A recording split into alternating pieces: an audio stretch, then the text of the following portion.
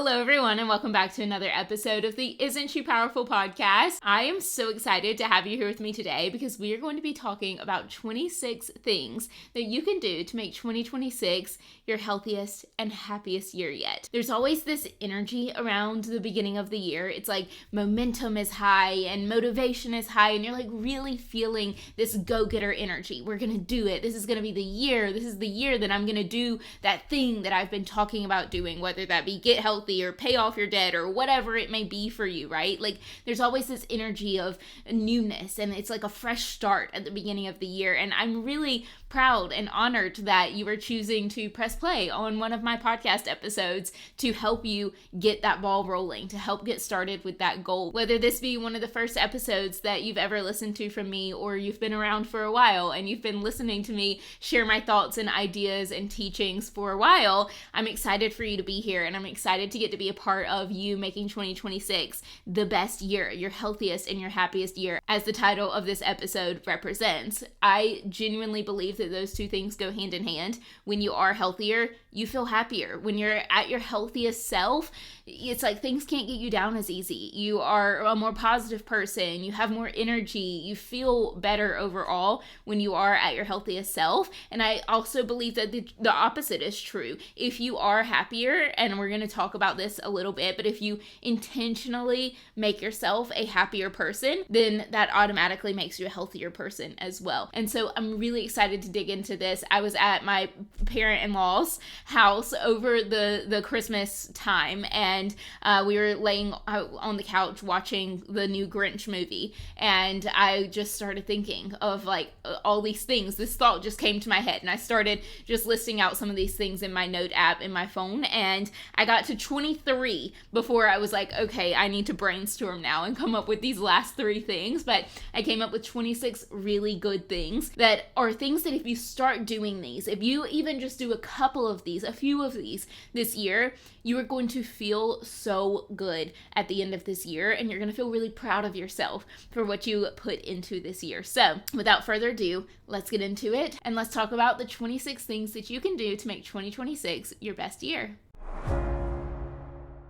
All right, so these 26 things are in no particular order. I just, as things came to my head, I wrote them down. Some things like number 2 might connect to number 20. I just wrote down some things in the order that they came to me. So you're going to get them in the order that they popped into my brain. The first one is to build some sort of sitting activity. So of course we want to be moving. We want to be active throughout the year, but it's also really valuable to have some sort of activity that you like to do that feels refreshing to you, feels enjoyable to you, that doesn't require you to be up and moving, because we just don't always need to be or want to be up and moving, right? Like sometimes you just want to sit on the couch, and it's okay to just sit on the couch sometimes. So some ideas are, like for me, I love to do puzzles, and I just, our dining room table is where I do my puzzles at, so that there's constantly a puzzle on my table. But reading is another good example. It doesn't have to be reading nonfiction. It can be reading something that you actually find enjoyable. So pick up a couple of books, or maybe it's something like doing mind games or something like that. Like for example, for Christmas, I asked for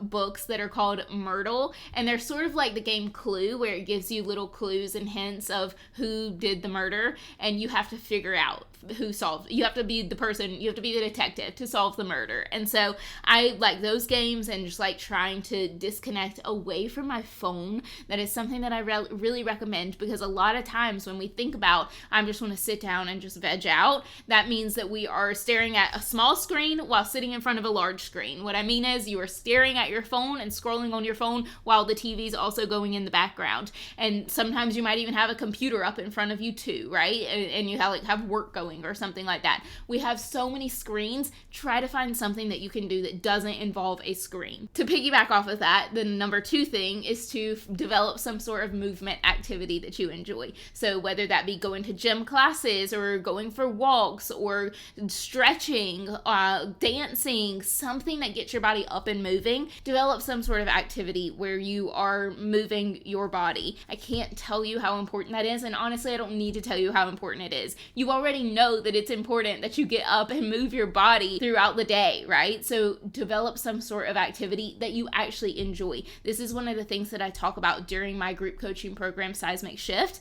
I talk about and help you develop a exercise routine that you can actually stick to, and one of the key things that it takes to make it a routine that you can actually stick to is that you actually enjoy doing it, okay? So if I'm telling you that you should need to go to cycle classes, but you hate going to cycle classes, you're not going to stick with it. So when I'm talking about this number 2 thing, develop a movement activity, I'm saying develop one that you actually enjoy doing, because that's going to allow you to stick to it and find so much more passion in it. Of course, there's still going to be days where you don't want to do it, but it's going to be so much easier to find the motivation to get up and do it if you actually enjoy it. Whereas if you hate it and you lose the motivation to get up and do it, you're not going to try to find the motivation to get up and do it. All right, number 3 is tongue scraping. And I know that one feels like it comes out of left field, but I, a few years ago, did a podcast episode. It was like 28 things that I'm taking into year 29 of my life or something like that. It was my birthday episode for that year.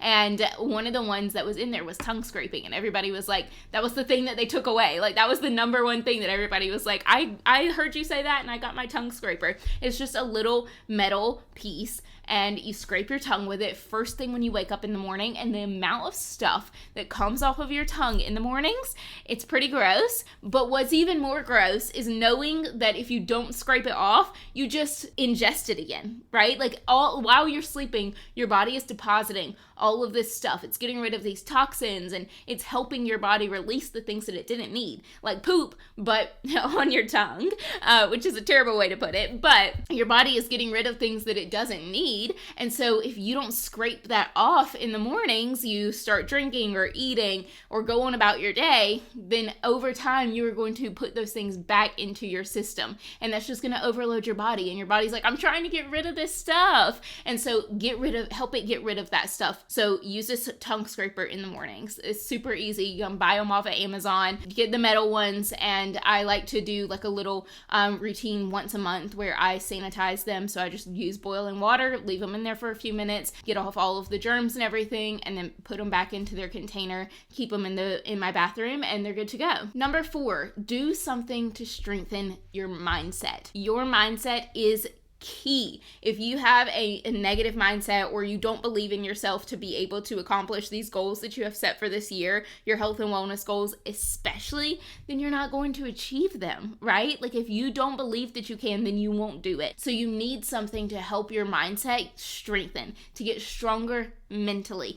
I always, one of the coaches or trainers in the Beachbody workouts that I used to do, she always used to say, your mind is going to give up before your body will. Your brain is going to give up so easy. So instead, you have to find ways to strengthen that mindset, okay? So that could be something like journaling, if that feels right for you. It could be something like listening to meditations, if that feels right for you. It could be reading like self-help books or things along those lines. It could be listening to music that actually uplifts you. It could be listening to podcasts that actually uplift you. So find the thing that feels right for you.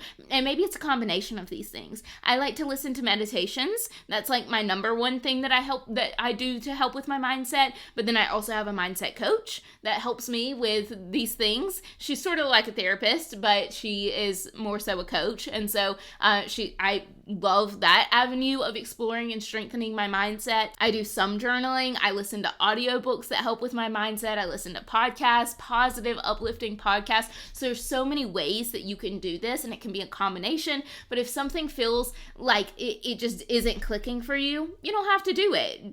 Just because I say journaling, if journaling feels like it doesn't click for you, then it doesn't click for you, and you don't have to do it. But what I will say is, if it feels like it doesn't click, fine. But if it feels like it's challenging you or putting you into some level of discomfort, that doesn't necessarily mean that it's bad. A lot of times we want to avoid things that make us uncomfortable, And a lot of times that discomfort is where the growth can happen. So if it feels uncomfortable for you, that's different than it just not clicking for you. If you feel like you're not getting anything out of it, okay, awesome, fine, leave it alone. But if it just feels like it's like making you really uncomfortable, you don't want to do it, you're having a lot of resistance to it because it feels like you're uncovering things that you wouldn't want to face, then it's probably something that you should do. You should push through that discomfort. On that note, number 5 is listening to sleep meditations. This is my number 1 favorite thing to do for my mindset. I have an app that I've downloaded. It's a free app. There's, of course, a paid version of it, but I use the free version. It's called Insight Timer. One word, Insight Timer is the second word. And I love that app because it has a ton of meditations on there, visualizations, and some of my favorite things on there are sleep meditations. And so you just turn it on. I put my phone on the charger, turn the light all the way off, and it just plays in the background, and it does things to rewire your mindset. I actually have so many podcast episodes that dig deeper into how this works, so I'm not going to dig into it here of the science behind why these work, and I also dig into this deep inside of my program Seismic Shift as well, but I'm not going to right here. What I will say though is that these help you to feel so much more confident, so much more in control. You're going to feel really, really good through listening to these, and it's no work for you. All you do is put it on and fall asleep with it playing. My husband is very supportive and he'll listen to them with me and he doesn't mind. If you do have a husband or you sleep with somebody who maybe would mind, a lot of my clients in the past have gotten, some of them have gotten those headband headphones that just kind of like go around your head, or others use earbuds as well. So those are a couple options. I definitely wouldn't recommend the ones that have the string just because I don't want you to like choke during your sleep or something, or get tangled up and then it wakes you up. The point of this is that you fall asleep listening to it and then you're in a nice restful deep sleep for the rest of the night, and it just it stops on its own. As it finishes up playing, it just goes off. My phone is already off, there's no light or anything, and then I'm just asleep for the rest of the night, and when I wake up in the morning, my mindset is a little bit better. Number 6 thing is, again, similar to the mindset, and it is to listen to and notice and then listen to your intuition. You have a voice that lives within you that tells you what you should be eating, how much water you should be drinking. Like a lot of times we are looking to external sources to tell us, well, what should I eat today? How should I meal plan? What exercises should I do? How much water should I be drinking? You have a voice within you that tells you all of these things.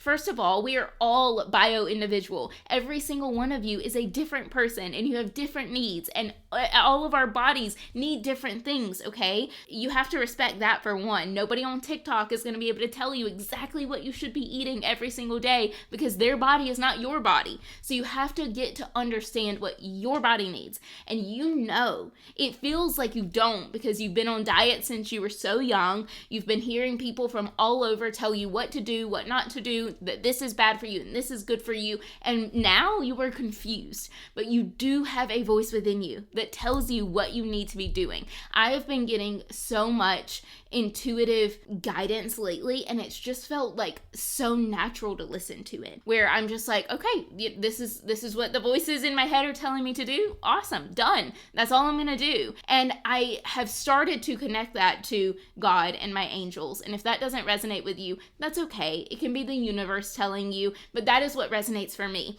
God and my angels giving me this guidance. And I think for a long time I wanted to ignore that guidance because it's like in certain situations, I wanted to ignore that guidance because sometimes it's like, I want to do what other people want me to do. I want to fit in. I want to do what has worked for other people in the past, but that doesn't mean that it's necessarily going to work for me. And so now I've really started to get clear, and I've started to understand that, you know what, if this idea popped into my head, it wasn't on accident. God put that idea in my head for a reason. And if that idea is in my head, I need to follow through on it. That's like with this challenge that I'm hosting right now. If you're listening to this in real time in one of the first couple of days that this comes live, I'm hosting my 2026 Heal Your Relationship with Food challenge right now. And it's been such a great challenge, but I've made some changes to it from the way that I've done it in the past. And those ideas, they just popped into my head. And around that time, that's whenever I was starting to understand that these ideas don't come to me on accident.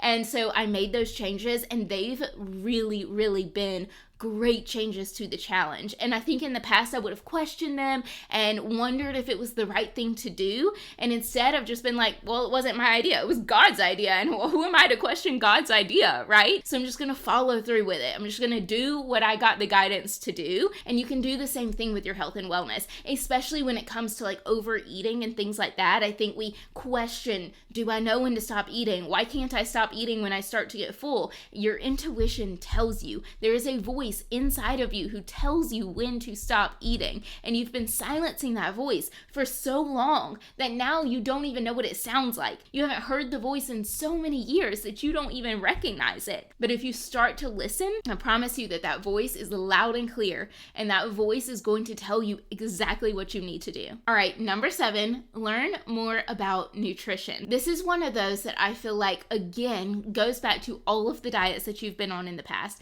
This diet tells you that this food is bad. This diet tells you that this food is good. This diet tells you that you should eat this much of this food. And this diet says that you should not eat any of that food. And so it's really confusing. You don't know what is true and what's not true. And so my encouragement to you for this year is to figure it out, to learn, to actually do your own research, not going over here and getting research from this diet or going over here and getting research from this diet, but doing your own research. How does this food actually affect my body? This is a lot of what I do for my clients. I give them the science, the why behind these foods. I'm not just saying, hey, this is how much protein you need to be eating. I'm telling you the why behind it because I want you to understand that. That why is what you're going to come back to. Whenever the motivation goes away and you don't want to do it anymore, you're going to come back to the fact that you know that you should eat this much protein because this is how it impacts your body. And if you don't, this is the outcome. And you don't want to experience that outcome, so you are going to eat the amount of protein that you say that's been figured out for you and your specific needs. It will be so much easier for you to live a consistently healthy lifestyle and eat healthy consistently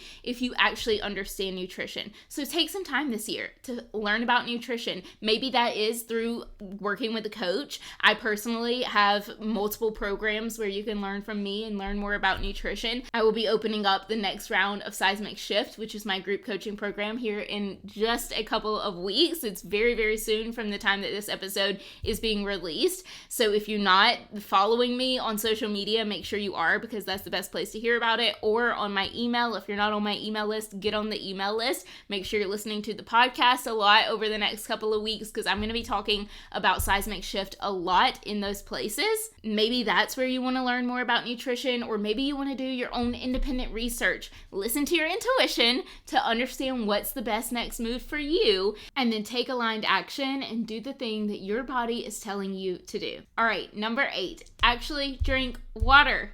Actually drink your water. Pick your water bottle up. You probably have a cute water bottle somewhere in your house. Grab that water bottle, fill it up with some ice and some water, and get to drinking. It's not that hard. It's really not that hard to drink your water. And I know that you're like, but I don't like really the taste of it. Okay, put some flavor packets in there. Whenever I was transitioning away from drinking so much soda and so much sweet tea and into drinking more water, what I would do is, in the beginning, I drank a lot of Crystal Lights. I would drink a lot of those flavor packets in my water, and then gradually I started drinking one less pack of Crystal Light a day. And then eventually I got to the point where I was drinking no Crystal Light, just plain old water, and now I crave the taste of just pure water. It tastes really good to me now. And in the beginning I was like, I don't like the taste, or it has no taste. Those were my common go-to phrases that I used when giving the reason why I couldn't drink water, and now I drink it consistently. And you can get to that point too. Pick your water bottle up, fill it up with some water, and get to drinking. Number Number 9, go to bed at a consistent time.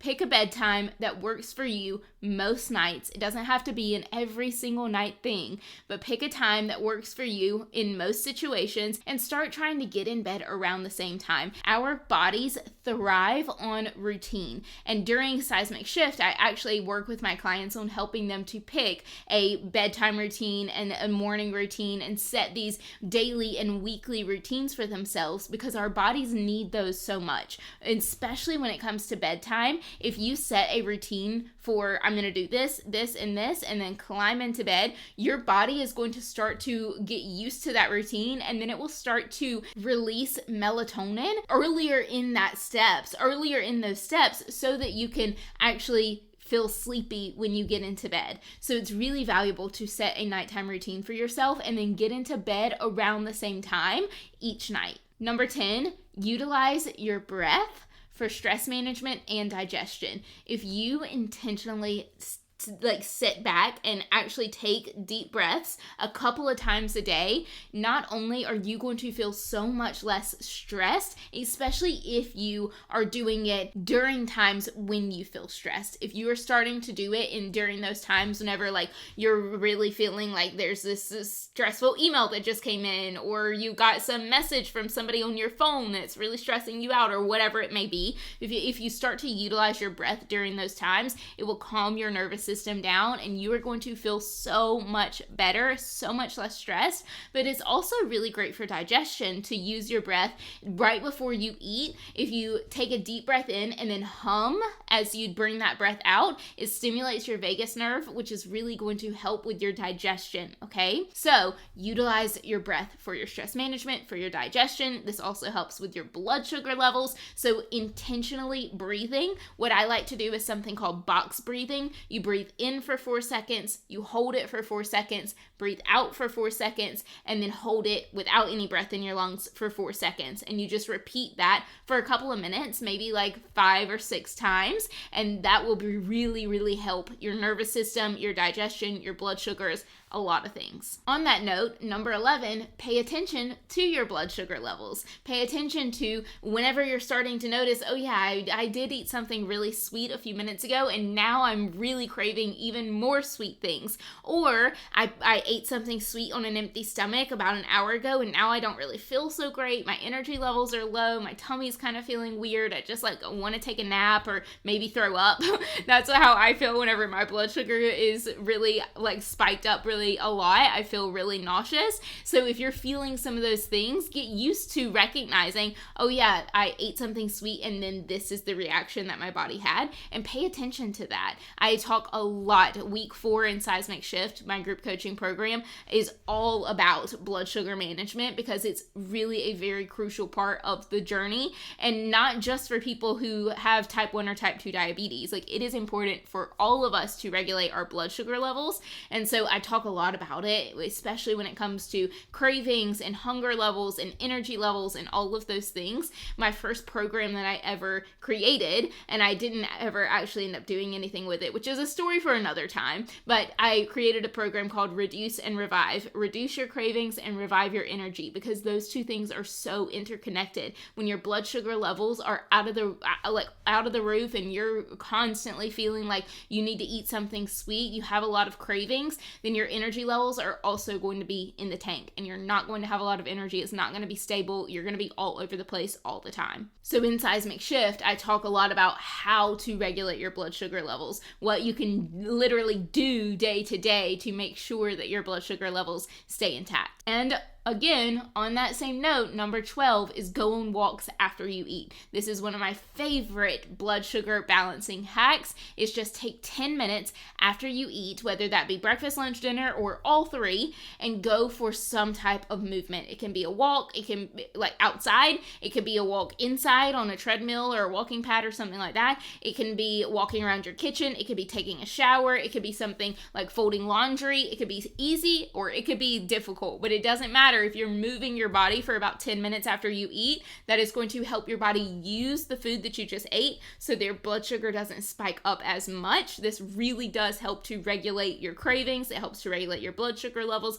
It helps to keep your energy levels more stable. It's a very beneficial habit to have. So if you don't already go on what I call after dinner walks, that's something that you could pick up this year that would really benefit you. Number 13 is to slow down while you're eating. This is something that I really picked up this year, and it's made a huge difference. My digestion has been so much better than it ever has been before. I am not getting sick nearly as often. I've noticed that my clothes are fitting looser. My inflammation is gone. I'm feeling a lot better simply from slowing down while I'm eating, allowing the food to sit in my mouth longer. Our digestion begins in our mouth with our teeth that are chewing and breaking this food up, and also with our saliva, okay? And so if we allow the food to spend more time in our mouth, then it's going to get broken down easier whenever it reaches our stomach, because it's already been broken down so much in our mouth. So I've started to chew my food for so much longer than I used to.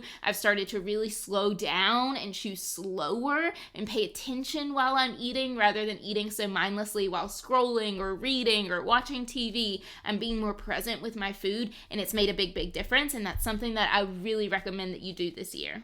Number 14 is, of course, I had to throw this one in there. Nobody's going to be surprised by me saying this, but heal your relationship with food. You have to have a good, healthy relationship with food if you want this journey to being your happiest, healthiest self to actually stick and to last long term. You have to have a healthy relationship with food. I sent out an email not too long ago, and I talked about how valuable the relationship with food is. It's like, I want you to imagine a brick wall, and you have all these different bricks, right? Like, one brick represents your nutrition, and then you got your exercise and your stress management and your sleep and your water intake. All those things are bricks in this wall. One of the bricks that is often forgotten about is having a healthy relationship with food. And if that one brick is missing, then there's going to be cracks in your wall is going to be less sturdy, and it's eventually going to fall over. And while having a healthy relationship with food is not the entire wall, it is a crucial piece of the wall. So we have to make sure that we are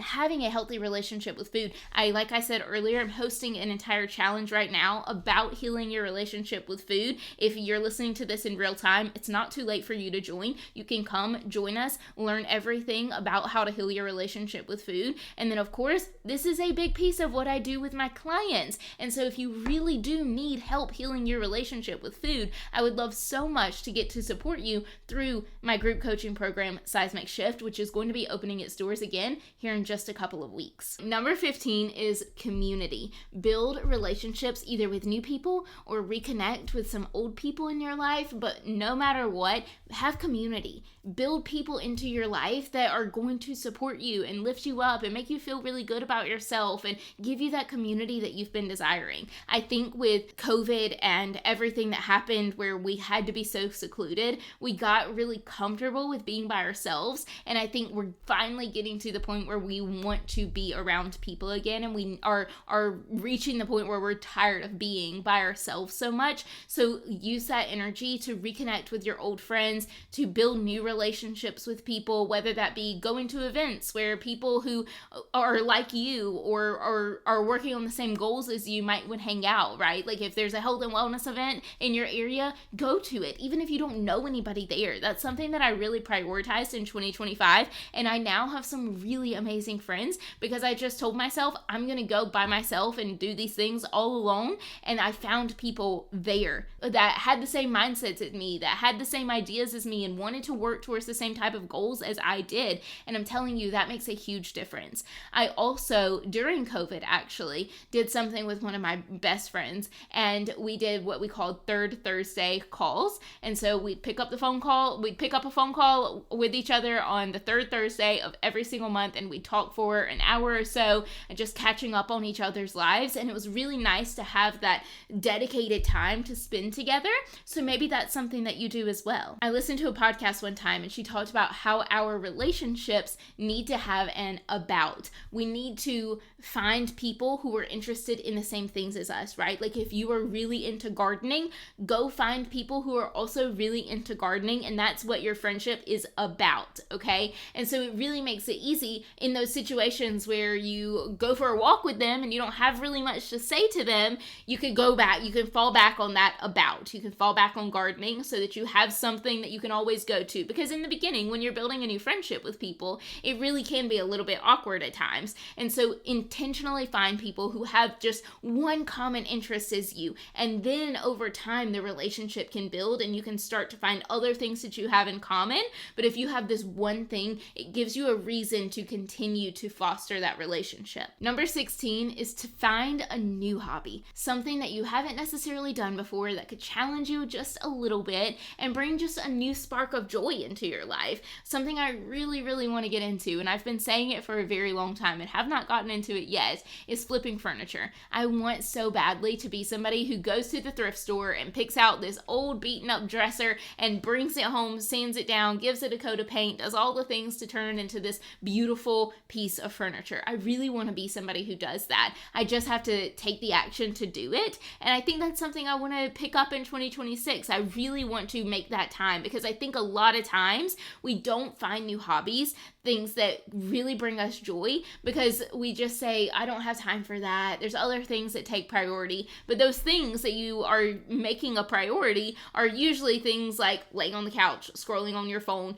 doing something that doesn't really benefit you in any way. So replace some of that time that you are spending doing that with doing something that could bring you joy and be a new hobby. Number 17 is to actually put effort into your appearance. It's really easy to say, I'm just going to wear sweatpants today. I'm just going to wear, a baggy t-shirt and pull my hair up and not really care much about our appearance. But when you actually take time, and it doesn't have to be a lot of time, right? Like you don't have to spend an hour getting ready in the mornings, but if you take 10 minutes even to brush your hair out and put on a little makeup and put on an outfit that makes you feel really good, all of that is going to drastically increase the amount of confidence that you have. And when we feel better in our bodies, we're more likely to do better for our bodies. You are more likely to choose a healthy meal whenever you go out to lunch. You are more likely to go to the gym. You are more likely to follow through on your bedtime routine. You're more likely to do these things that support your health and wellness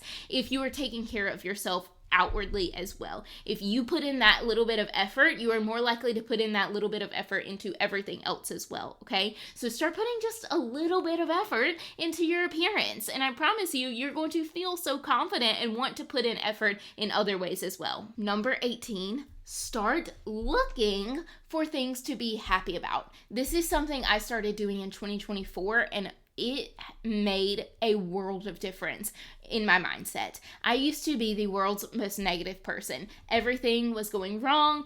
Nothing worked out for me. I was just like always very pessimistic and never found the good in things. And so when I started intentionally looking for good things in the world around me, finding things to be happy about, finding things to be grateful for, I started finding that there were so many things to be happy and grateful for, okay? So start looking for those things and you are going to be a drastically happier person. You are going to feel happier overall if you intentionally look for those things, because they're there. There's reasons to be happy all around you. But if you look for them, you're going to find them and then start finding even more of them. They're going to pile up. Along those same lines of building up your confidence is number 19. Actually stick to the things that you say that you're going to do. You say that you're going to eat a healthy meal for dinner, eat a healthy meal for dinner. You say you're going to go to the gym on Tuesday, go to the gym on Tuesday. You say you're going to do these things, so start following through and actually doing these things.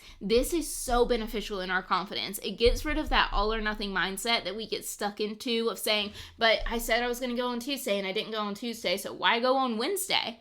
because I missed Tuesday, so why would I go any other day? That's the mindset so many of us have. But when you stick to the things you say you're going to, not only does it help to get rid of that, but it also helps to boost your confidence, because you're like, yeah, I said I was going to go on Tuesday and I went on Tuesday. I say I'm going to go on Thursday. I'm going to go on Thursday too. You know, it really builds up that confidence muscle in yourself. And when you have that confidence that you will do the things you're going to do, and you're also dressing like in a way that makes you feel really good about yourself, then you are going to start feeling so confident in other situations as well. You're going to be more likely to speak up for yourself at work and at home and other situations. You are going to be a more confident person in general if you start doing these things that I'm talking about. Number 20, pay attention to the foods that you eat. And I'm not talking necessarily about the ingredient labels or anything like that. I mean, I value that, but that's not like the top most important thing. That can become really overwhelming, and honestly, it can become something that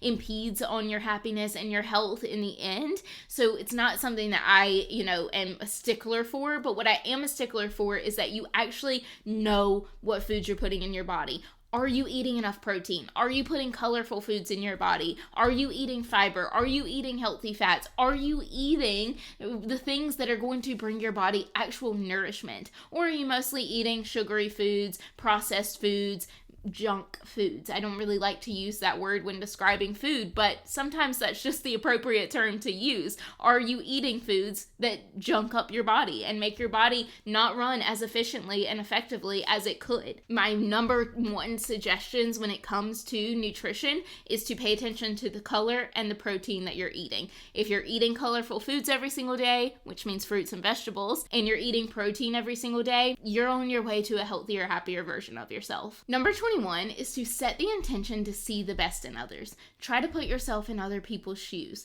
I got this actually from a book that I'm currently reading. It's one of the Emily Henry books, and I really enjoy her work and her as an author. And in one of her books, the girl is going to interview a famous woman and try to get to write a story about her.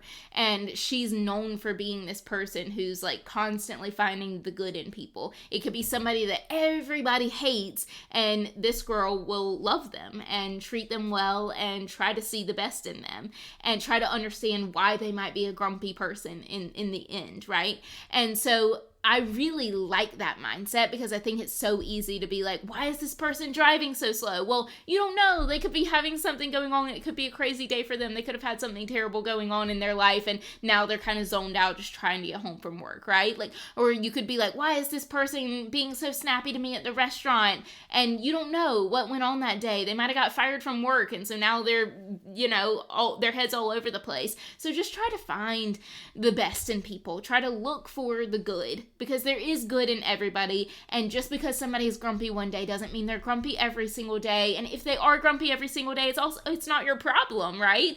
Find the good in the people that you interact with and be a light for those people. And I promise you that light that you give will shine onto other people as well. Number 22 is to set goals in a truly sustainable way. This is a big thing that I work on with my clients, helping them to set goals that they can actually stick to, set goals that actually are beneficial for them and something that they will do long term. And if you learn the proper way to do that, you will be unstoppable. You can achieve anything that you want to achieve if you learn a way of setting goals that actually will sustain you and will be something that you can stick to. I promise you that it's not that complicated. It's super simple, really. And that's one of the key things, is that you set really simple goals, that your goals are something that you can actually achieve. In my program, I call them Goldilocks goals. They're not too easy. They're not too hard. They're just right for you. And your just right goal, it might vary from day to day. It might vary from week to week, and it's definitely going to vary from person to person. You and another person in my coaching program aren't going to have the same goal. It's not going to be the same just right goal, because you each have different lives, and what works for you doesn't necessarily work for them. So find your personal just right goals that are really simple, really tangible. It needs to be something that you can easily repeat to somebody, easily say, this is exactly what I'm working on, and you need to be able to clearly track it, right? Like, you need to be able to clearly say, did I do it today? Yes or no. It needs to be that simple, that straightforward. And when it is, then you will be unstoppable. You will be able to achieve your goals. Number 23 is to take time to rest. Take the time that your body needs to actually reset. And I'm not talking about laying on the couch and scrolling on your phone for hours. I'm talking about true restoration of your body. This could be being outside, and it doesn't necessarily have to be laying around either. You can have active rest where you're up doing things. I'm talking about not being somebody who is always like go, working on something and challenging yourself, challenging your body, working for other people. Like, do things that are slow and relaxed, that bring you joy, and get outside, get some fresh air, get some sunlight. Do something that really does bring your soul nourishment, right? That's what I'm talking about here. That's what I'm trying to get at, is soul nourishment, restoration for you and your soul. And when you do those things, you're going to feel a lot better. Number 24 is to set goals for the actual you. The actual you. What do I mean by that? I mean, a lot of times, especially at the beginning of years like this, we set goals where we say, I'm going to get up and I'm going to go to the gym before I go to work. If you are somebody who like constantly presses the snooze button and struggles to get out of bed and hates getting out of bed in the morning, you probably aren't going to do that. I'm just going to be honest with you. If you're not a morning person and you don't enjoy getting up and getting your day started in that way, you're probably not going to stick to it long term. It's going to feel like torture. It's going to feel like a punishment. And eventually when that motivation runs out, you're going to stop doing it. So set goals for the version of you who actually exists, not the version of you who you wish existed. There's a version of you who you wish was a person who got up in the mornings and got her workout done before going to work and, did her hair and makeup in the most beautiful way every single day and was like this picture perfect you. Well, that picture perfect you, she might exist sometimes. And when you're ready for her to exist, embrace her and like do the things that she would do, right? But on a realistic note, do the things that actually align with the version of you that you are right now. And eventually over time, that version of you will evolve and you might get to be that version who does get up in the mornings and go to the gym before work because you found something that you really love and you found a way to make it to where this is something that does get you out of bed and you want to get out of bed and go do this. And that version, she might exist down the line, but if she doesn't exist right now, you can't force her to. You've got to work your way up to that. So make goals that fit who you are right now. Number 25 is to be an intention setter. Here's what I mean by that. I got a gift card to Ulta for Christmas and I decided I wanted to try new makeup for 2026. Like I've been using the same makeup for like 6 years now and I was just kind of like, I don't know, I'm bored by this. I don't want to use this anymore, but I have no idea what I'm doing. Because I've been using that same makeup for so long, I don't know what I'm looking for. And I tried to get on TikTok and look and see what all the makeup girls were using and it felt really overwhelming and I was like, I don't know. So I set the intention. I said, you know what? I'm going to go to Ulta. And you know how in Ulta, like the associates, they like come up and ask you like, hey, do you need help finding anything? And they're really nice there about if you don't need help finding anything, they just kind of walk away and they're like, okay, cool. Let us know if you do. And then they leave you alone, which I really appreciate. But I set the intention. I was like, I'm going to go into Ulta and I trust that the person who's meant to help me find my new makeup will come up to me and ask me if I need any help and it will be exactly the right person. And she will know exactly what makeup I need and it's going to be the perfect fit for me. Okay. So I set that intention going into it. I walk into Ulta and we're looking around for a few minutes. Nobody comes up to me at first. And then a girl comes up to me and she was like, hey, are you the person who needed a foundation match color or whatever that's called, foundation color match? And I was like, no, actually, I just need help with everything. And turns out she was supposed to be finding some other lady in the store who had asked for an associate to come visit her. And she was supposed to be finding her. And instead she found me. And that was my sign that, yep, my intention setting worked. This person found me because she was exactly the right person who was supposed to find me. She took me ping-ponging all around the store, helped me find exactly what I wanted. And now I have that makeup on today and I'm feeling really good. I'm feeling really beautiful. I'm feeling really excited about this new purchase. It felt like exactly the right makeup for me. And that's just one example of when you set these intentions, set them and then trust that that is what will happen. Trust that your intention made it to where it was supposed to. The person or the people are getting in a direct alignment right now for you and matching what you set into existence, right? So be an intention setter and trust that whatever intention you set is on its way to you. And the number 26, I actually have an entire Healthy Huddle episode dedicated to just this, but it's get comfortable and get consistent with asking yourself the question, why? WHY, why?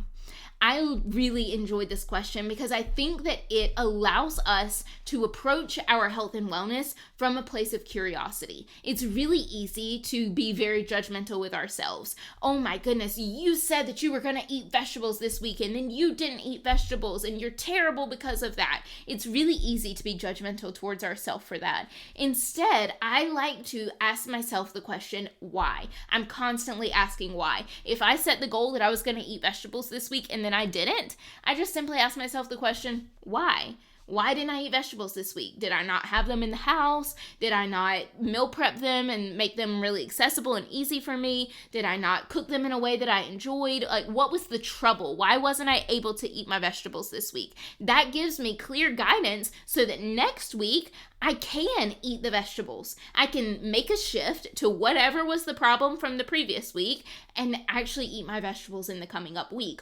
Or if I did eat my vegetables, then I like to ask myself the same question. Why? What made it easy for me to eat these vegetables? Why was I able to do the thing that I said I was going to do? And then I am like, okay, well, last week it was easy for me to eat my vegetables because I had them meal prepped. So that means that this week I need to meal prep so that I have my vegetables ready again so that I can be consistent with it for a second week in a row. So get really good about asking yourself the question why, and always ask it from a place of curiosity, not judgment. We are not here to be mean to ourselves. We're just here to be curious. All right, ladies, thank you for joining me for another episode and the first episode of the Isn't She Powerful podcast for the year 2026. I feel honored that you were here with me. I can't wait for another year with you. This is my absolute favorite way to share with everyone. I love Instagram. I love TikTok. I love all those social media platforms, but the podcast where I can spend, an hour talking in your ears, it feels really good for me and feels really exciting to be able to spend this amount of time with you, sharing with you, and just really diving deep into these topics and conversations. I would be interested to know which one of these things stood out to you the most, which one was the thing that you were like, and now after listening to 26, you're not going to be able to recall all of them. So what's the one that's still stuck in your brain? Go over to Instagram. I'm at Laura B Healthy. There's a dot between the B. So Laura.b.healthy. Go over to Instagram and tell me which one of these things is going to stick with you, which is the one that after you listen to this, you're like, okay, that's the one that stuck out to me that I need to prioritize for this year, because your intuition is telling you that you need to work on that particular one by making it the one that sticks out to you, okay? So listen to that intuitive notion and go over to Instagram and message me and let me know which one you are going to be working on in this upcoming year. If you're not already in the Heal Your Relationship with Food challenge, it's not too late to join. Go down into the show notes. I'll make sure the link is there for you. You can join, rewatch the replays that you've missed, and join us live for any of the following calls. Or if the challenge is already over, it's not still too late to join. You can watch the replays from all of them. So head on down into the show notes and get signed up for the challenge. I would love to see you there. I will be right back here next week talking with you about another wonderful topic to get this year started off right, and I can't wait to see you then. Thank you so much. I can't wait to see you again next week, and always remember, the more you know, the more you grow.